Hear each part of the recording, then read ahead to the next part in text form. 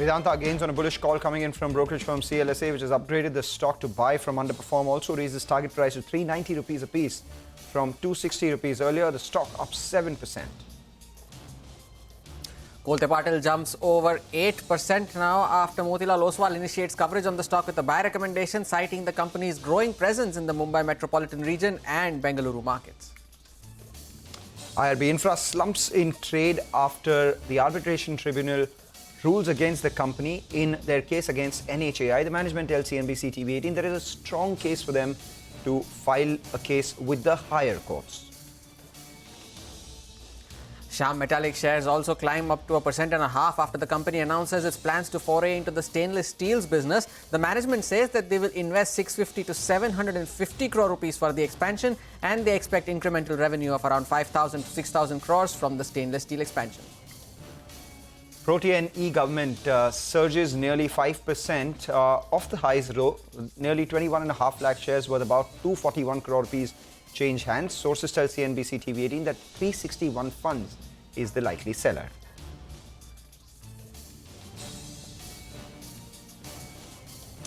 Hello and welcome to Chartbusters on CNBC-TV18. I am Hormus Fatakia. With me is Mangalam Malu, and as always, the Nifty over the last 3 sessions, as has been the case, is finding some bit of resistance around 22,700, but it's a positive tick nonetheless. The banking stocks are doing well. Again, 48,900 is where the Nifty Bank is at, and overall it seems to be a pretty good day as we head into the holiday season. It's an incredible day. You know, one would look at the indices at the top of our heads and say, oh, the Nifty is up just 60 points and the Nifty Bank just 144 points.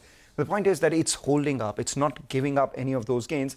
A little bit of resistance is par for course. The good part is that the broader markets are feeling a lot better today, with the mid-cap index up around 0.8%. Saw a bit of profit taking and now has moved forward once ahead at the high point of trade, a fresh record high for that index, and a lot of stocks doing extremely well as well. If there was one music that the market is playing today, it would be heavy metal, and that's what's plaguing, you know, everyone's ears over since the start of this week. A lot of stocks doing extremely well out there. The metals index up about 1.5%. So let's take it straight then to Sony Patnaik, who's joining in for a quick check on the market and trading strategies as well. Sony, good morning.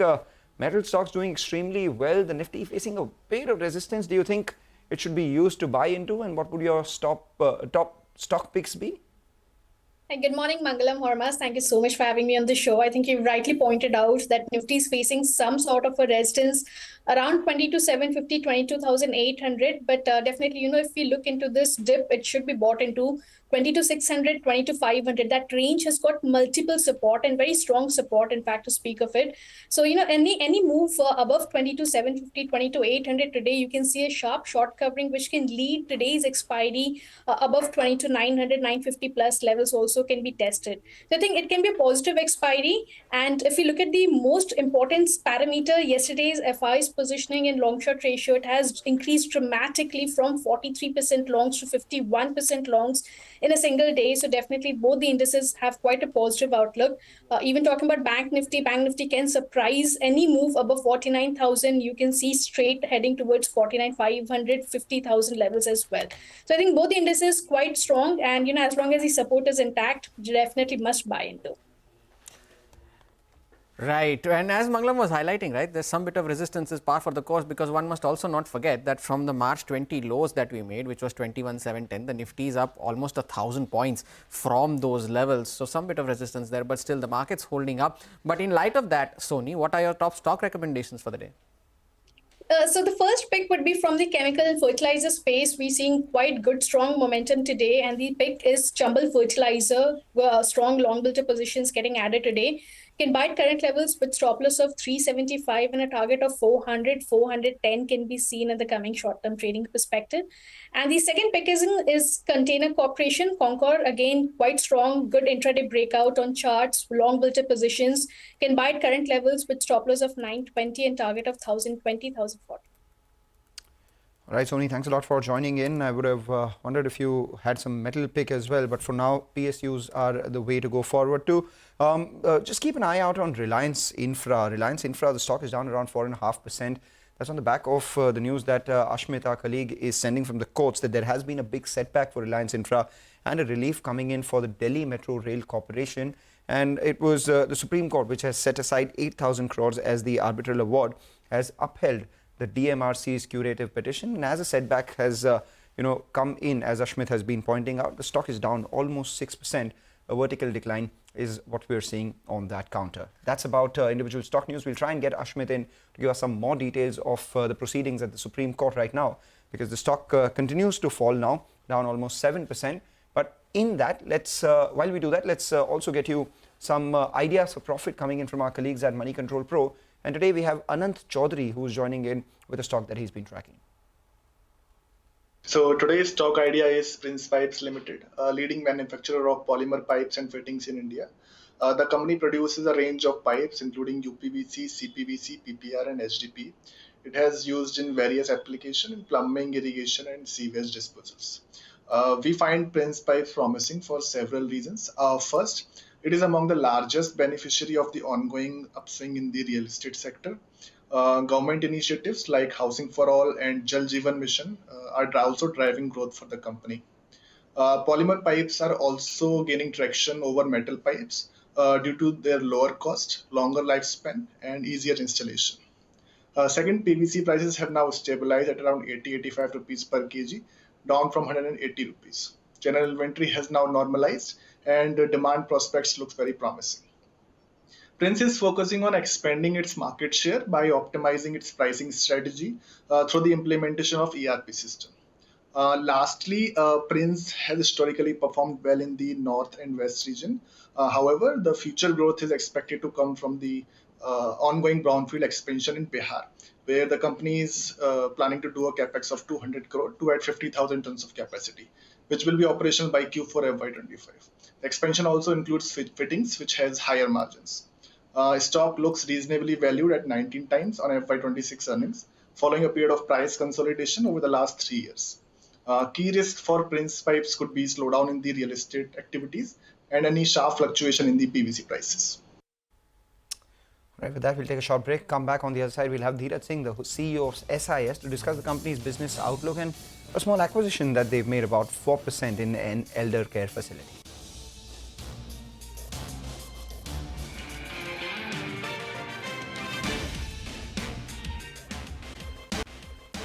The broader markets continue to do well. A couple of stocks which have moved higher. We have Godavari Power and Ispat, again a metal ancillary, doing extremely well. Apart from that, we have Bombay Stock Exchange, BSE Limited, which has recovered about 6% from the lows, opened in the red and now has moved to the high point of trade. So many volumes, trading volumes, so many large trades, etc., helping the cause of the exchanges. This is the only listed play, and as a result of which we are seeing an up move out there as well. But talk about another stock, SIS, that's on our radar. The company has announced an investment of up to 10 crore rupees in Agarsha Senior Care, an integrated elder care platform. We have Dheeraj Singh, who's the CEO of the company, joining in to discuss this and a lot more about business as well. Thanks a lot, Dheeraj, for joining in. You bought about 4% stake for 10 crores, valuing the company at 250 crores. Just wanted to understand your rationale for this and why start with such a small amount. What's the upside here? What's the kind of scalability that you're looking at? So Imoha is India's largest elderly care services company. So it clearly is the market leader. And it currently has 66,000 active elders, out of whom 45,000 are paying elders. And this is growing at a compounded rate of almost 7,500% year on year. For us as SIS, we see this as a proxy play on the healthcare segment.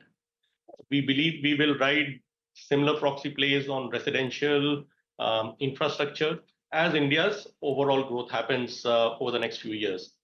So SIS, we manage the largest number of hospitals in India as facility managers. As an extension from the care that is provided in the hospitals, we want to get into the homes and provide that same service. It is also a B2C play for us. An extension of our business called VProtect, Alarm Monitoring and Response, which is India's largest B2C security services provider.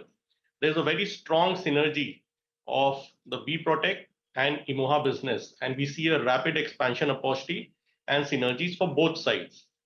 Similarly, for example, in just Gurgaon itself, we manage 125 condominiums. All of them have a very large growing segment of elderly population. Imoha is already present in many of these condominiums as a separate kiosk, providing the services required for the elderly care people. And there again, there's a lot of synergy that we see. Apart from that, there are many other services, right from our pest management. Right. You know, that's exactly what brings me to my question, Mr. Singh. Then why just 4% stake here? You could have gone ahead with a much higher stake. You obviously have the bandwidth, and it's 250 crores you valued that company at. What's the opportunity here for you to upsize this? So we retain that option, and we will be actively involved in the business. And at the time when we see it achieve the scale and the fitment with our overall mainstream business, we will definitely consider that option. Is there a timeline though, Mr. Singh, that you plan on taking the stake higher to say 8, 10, 12% after a specific duration or time, or is it conditional to the milestones that this company achieves after this first bit is completed? It is conditional to the milestones. As is obvious at this stage, the EBITDA numbers would not make sense for SIS to be upping the stake. But we expect over the next couple of years' time, there will be enough merit for us to look at it for hiking a stake. And what valuations would it be done at? Because, I mean, that brings another overhang of some money going out of the company as you increase your stake, right? Milestones would be achieved. The valuation currently is 250 crores to the company. At what value are you looking to up it? We will have a preferential entry valuation at that time. But of course, it will depend on the growth that the business overall achieves over the next couple of years' time. All right. So we'll, talk about that bridge when we come to it. Let's talk about the other part of the business itself. What about your growth in this year and the outlook for the next year? Because of the first 9 months, which are reported publicly, the growth has been just about 9.3%, which is much lower than your historic growth run rate. So what have you done in the fourth quarter so far, and the outlook for FY25 if you must? So we maintain that we will be achieving on an average a growth of 15% on the revenue and EBITDA side. And our EBITDA definitely has grown to that level, as well as on the EBITDA margin percentage. So our EBITDA margin percentage in the security business has gone upwards of 6%, which was at the pre-COVID level. And the other segments are following the trend. So overall, the entire EBITDA percentage has grown for the group, which had been our main focus. The second focus was on our cash collection, which Q4 we've seen very encouraging trends. And when we announce the results, hopefully we'll be able to share that. For the next year, FY25, we see a very strong growth opportunity in all our segments. And that will lay the platform for our Vision 25 to 30 that we are working upon right now. So does all your segments include the security solutions business as well? Because the international business of that aspect of your company, the revenue growth has been sluggish. The margins have not seen a lot of improvement. There was also downsizing of one of the contracts from one of the customers and the loss of a contract in Australia as well. What are the trends that you are seeing for this particular business going into the next year, Mr. Singh? So international business has remained a steady business. It is not a business that will deliver very high revenue growth, but it is in the high single digits. The EBITDA is also not as high as the Indian market. But if you look at the other side of the balance sheet or the DSO, the working capital, it's much more attractive than the Indian market. So it's a good balance. We see the growth in both the revenues and EBITDA, and our focus remaining on the Indian market.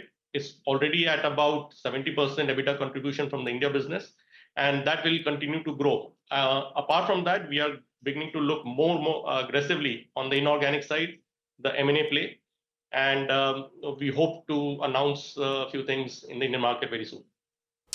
All right, we'll await those announcements.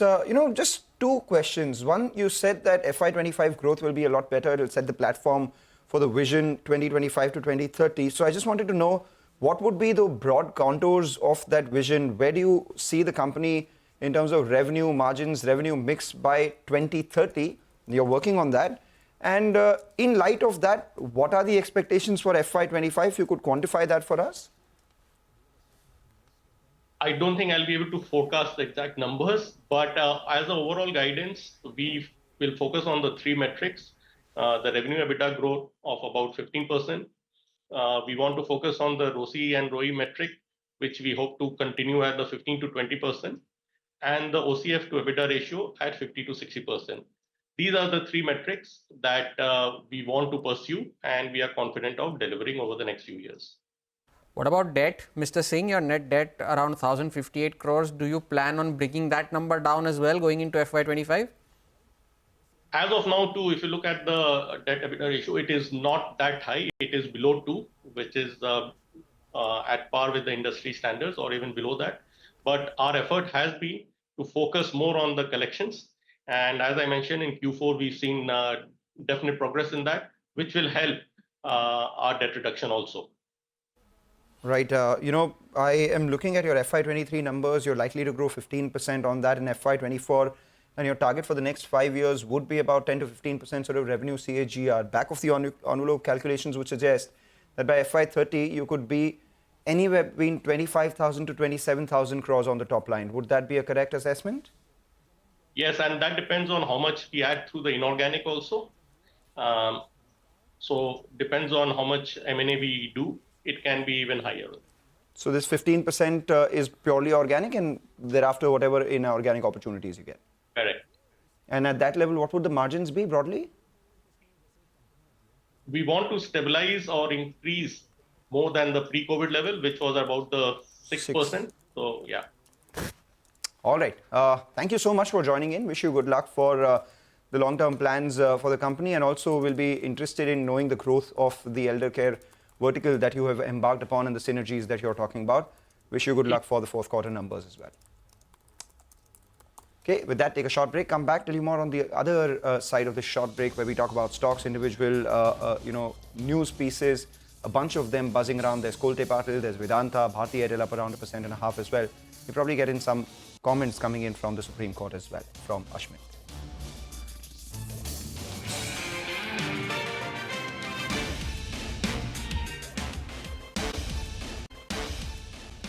Back with us here on Chartbusters on CNBC-TV18. One stock that has moved and is possibly the stock of the day today is Vedanta. And that stock is up 7% now. The stock is trading at a 2-year high after CLSA upgraded the stock to a buy recommendation from an underperform rating. And an interesting note there from CLSA, because they're saying that Vedanta is well placed to benefit from this ongoing commodity upcycle. Now remember, Vedanta has businesses across aluminum, zinc, copper. All the copper prices, zinc prices across globally are also seeing a sharp surge as well. And also what CLSA also says is that the company's ongoing efforts to raise capacity and profitability across segments will augur well for the company going forward. Remember, they are currently undergoing a process of demerging the business into 6 different entities, which they plan to complete by this financial year, that is FY25. And the leverage trajectory and the corporate structure will be the key to watch out for going forward, is what CLSA is saying. Now remember, Vedanta has also given a guidance that they plan to reduce debt by around $3 billion over the next 3 years, without adding on to incremental debt onto the listed entity as well. So that is a positive that CLSA thinks so. And as a result, it has raised its price target as well to 390 rupees from 260 rupees earlier. So that's a 50% jump up there, and as a result of which Vedanta is seeing a sharp surge in today's trading session. 7% higher at a 2-year high now is Vedanta, 361 as we speak. But the other stock that is doing very well in today's session is Bharti Airtel, and that is because Antique has initiated coverage on the stock with bullish commentary. Reema is here to tell us more. Reema, tell us why Antique is dialing Bharti Airtel right now. Well, they're saying that this could be Bharti's best ever financial performance strength in over a decade.